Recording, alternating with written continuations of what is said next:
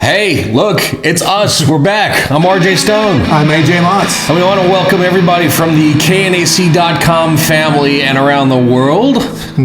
And thanks for joining us here at Sweet Death Entertainment. Absolutely. We kind of took a little break there in the middle of 2019. My fault. His fault. Okay, he's accepting. He's manning up to it. I had a lot going on, back and forth, Texas, California, things, trying to figure everything out. But we're back, and we'll be doing a lot more videos. That's right. And we're back with a different type of video to start off 2020. It's actually an official interview that we got to do earlier today, which is awesome. We think you're going to like it. This is possibly part 1 of 2. So sit back, relax, and enjoy it.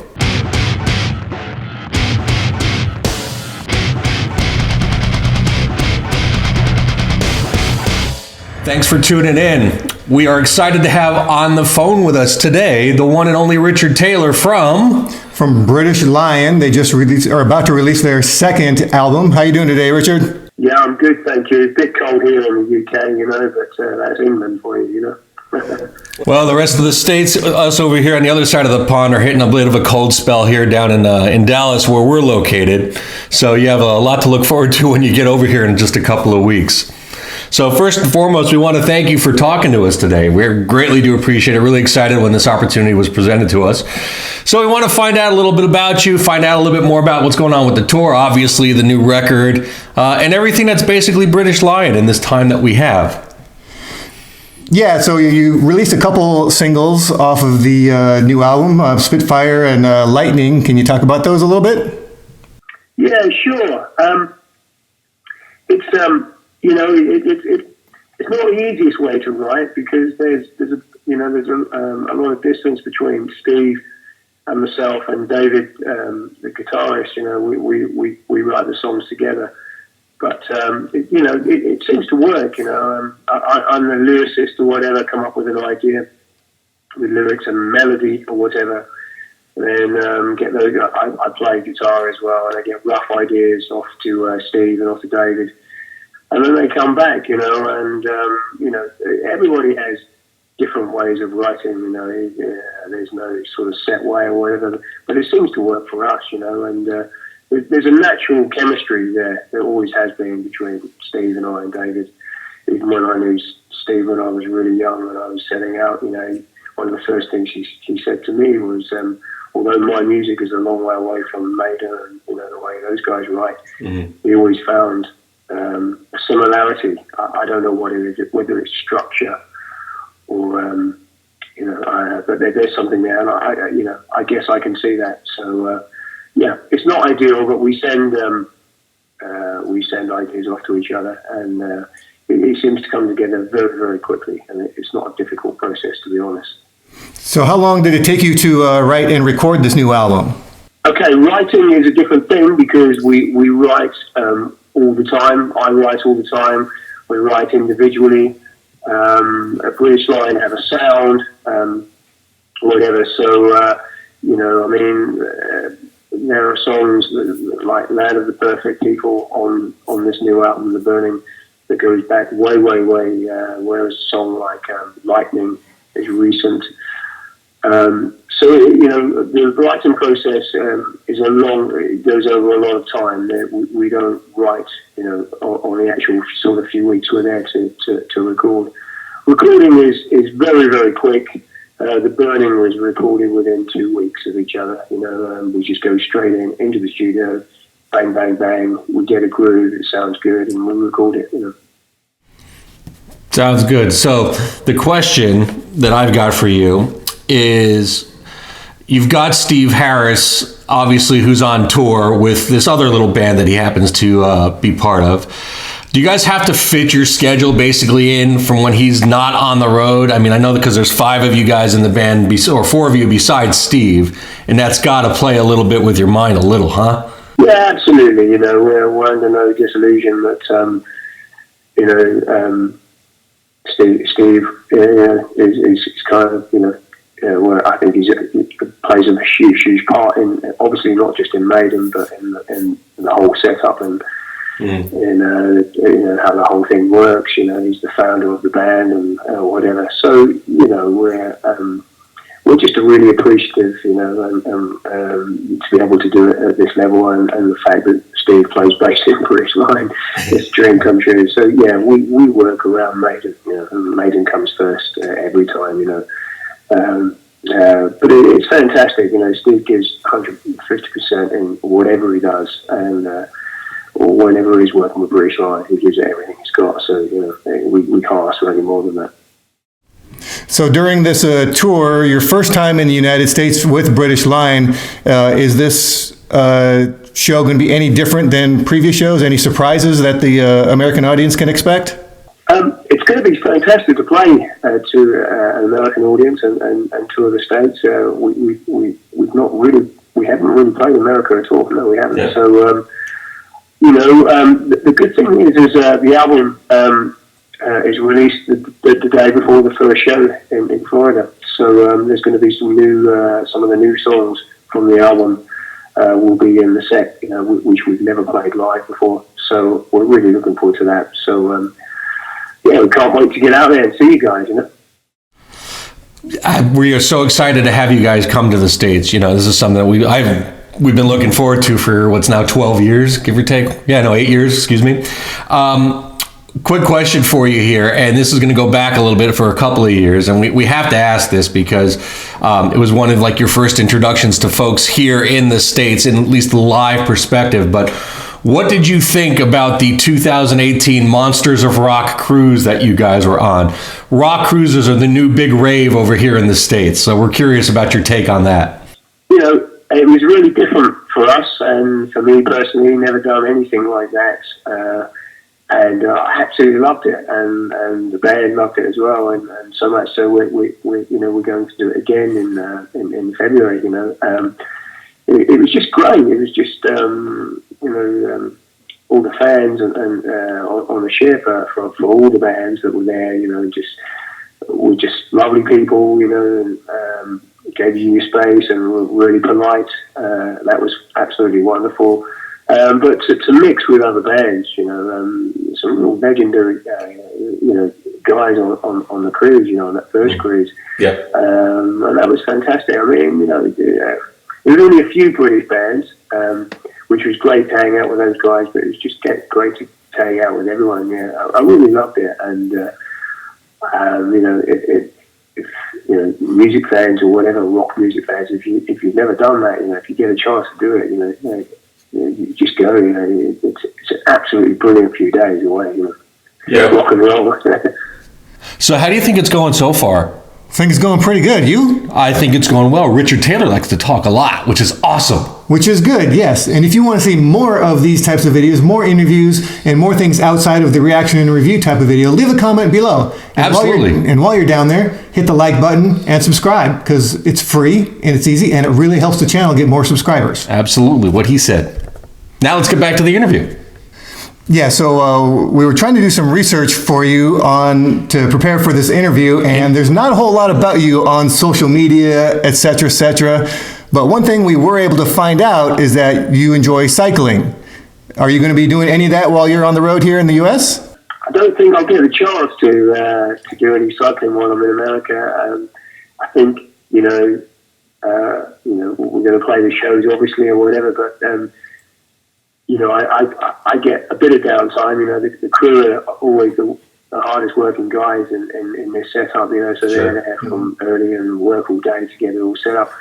So on the days off, but even on showtime days, we always get plenty of hours free. So I think I won't be going out cycling, but I will certainly be trying to get to the heart of whatever city we're in and grab a bit of the culture and the history, which is what I really love to do. Really looking forward to coming to Texas. Really are. Yeah, when you get here to Dallas, one of the things because you're not going to be very far from it is, if you've got a bike with you, take a cruise over to Dealey Plaza and see probably one of the biggest events in American history, at least. And kudos to you for being able to keep yourself so private on the internet. Again, as AJ was mentioning, we were really impressed. There's really not much out there on here. But one of the other tidbits that we were able to find, and I got a personal investment with this one, is you cite Springsteen's Born to Run as one of your most major influences. Now, I have to, give you a little bit of truth here. I'm a native in New Jersey, from New Jersey, so that's like required listening as a kid. So what is it about the Springsteen album, Born to Run, that weighed so heavily in your musical influence? It goes back a long way, and it's a really long story and really complicated. I don't really want to bore you with it, but I've got an unusual upbringing. I was brought up in an orphanage, like a children's home, and I was the youngest. There were loads of other kids and stuff there, and everybody was into music, and I was like a sponge. I just took everybody's music on board. Sure. And I remember being really young and just hearing the river. For the first time, one of the kids was playing the river, and it was live, and I just cried. It was just unbelievable. It just touched me so much, And the river was, that was after Born to Run, but then I started doing my research or whatever, and then just fell in love with that record. And I know I'm British or whatever, and I love British bands. I'm huge. I love Led Zeppelin, everything about British. My favourite band is also the Beatles and Lennon McCartney. I just love songwriters, good songwriters that can really, and even though, we're across the pond is totally different. I really can relate to his words, and the fact that the songs aren't complicated, they're sort of 4 or 5 chord songs or whatever, but they're so deep, and it was just a massive influence on me. I play guitar, and I found that I could write songs a lot easier with him as my inspiration, whereas someone like Deep Purple or Led Zeppelin, those guys are just so clever or whatever. So I don't know, I just related to it, and amazing that you're a New Jersey guy, because when our last date is in New York, and I think we've got 4 days off, 4 or 5 days off before we fly back to the UK. So I'm really hoping to get over to New Jersey and maybe look at some of those old music crowds like the Stone Pony and Asbury Park and that sort of thing. I really hope I get a chance to do that. Well, hopefully you can take the train down. That's for one thing, but because you don't want to drive the turnpike. I can say that for a fact. So you're talking about you're gonna have the 4 days off in New York. So after you guys do this initial leg and then you do the cruise in 2020, are there plans to take the band to the West Coast in the States and then to the rest of the world? Because, you guys are playing selective dates. We kept track on that. Yeah, again, I think it's down to, as you mentioned before, it's down to the Maiden schedule. We're on a ride here, and we're getting out, and we're picking up fans everywhere we go. We're only playing small clubs, because it's, we've got to do the work, and that's what we're going to do. So, we're playing festivals. We'd love to go to the West Coast, maybe next year, whatever, and other places around the world. It's an ongoing thing. We've got to put the work in,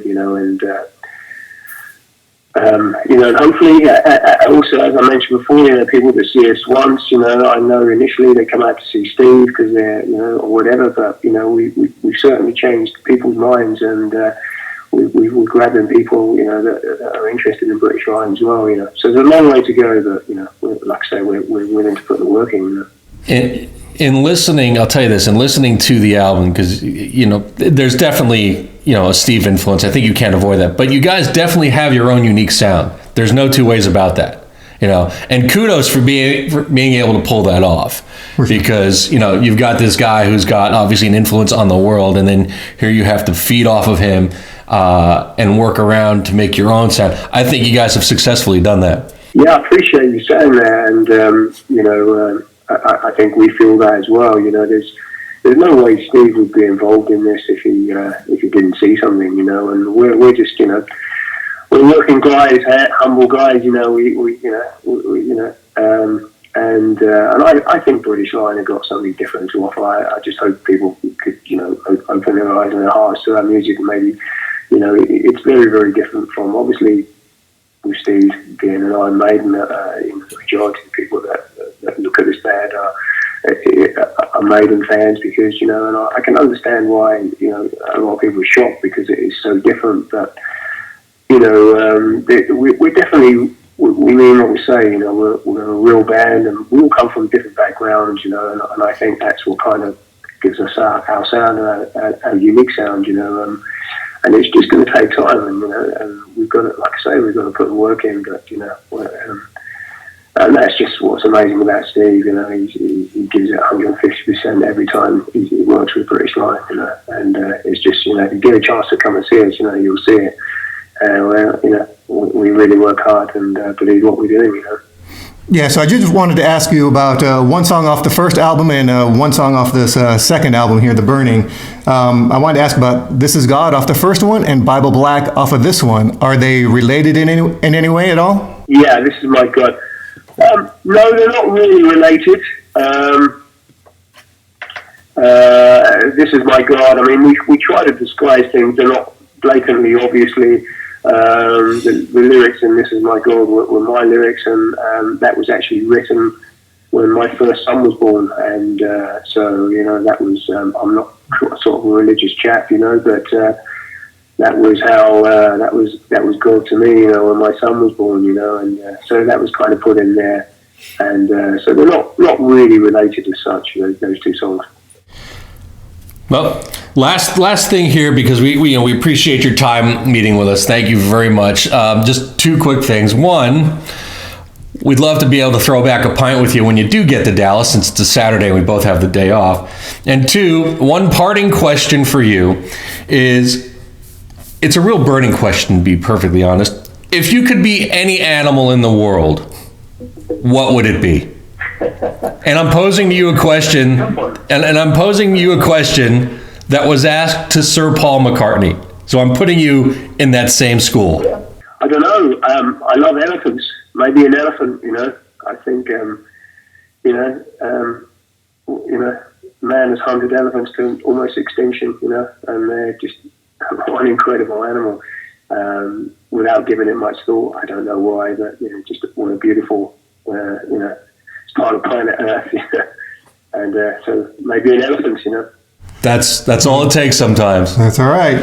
We appreciate your time, Richard, and thank you so much for taking time out of your busy schedule to talk with us, and we look forward to seeing you here when you're here in Dallas, Texas. A week from Saturday. Yeah, we look forward to it. Thank you so much. Bye-bye now. All right, take care. Elephant. Not what I was expecting. Me neither. But hey, that's why you ask the questions. Because the answer, you don't know it until you ask it. Right? That's why you play the game. Yeah, true. So we hope you enjoyed the interview with Richard Taylor. We'd like to thank our friends at KNAC.com for letting us do this for you guys. It wouldn't have been possible without you. That's right. So we appreciate it. We love you and we miss you. And we're always going to be here. We'll drop a little teaser here. There may be a part 2 to this interview very soon. You want to give a hint? Do we really need to? Same band? Predominantly well-known member? Could be. I had his other lead singer in my Jetta at one point. Who could it be? I don't know. Well, I'm RJ Stone. I'm AJ Motts. Stay metal. Sacrifice nothing. This is Sweet Death Entertainment. I think he's really good because he's talking a lot. Yeah. And the little X right there. That's the... You're listening to Love and R&B with Al B. Sure.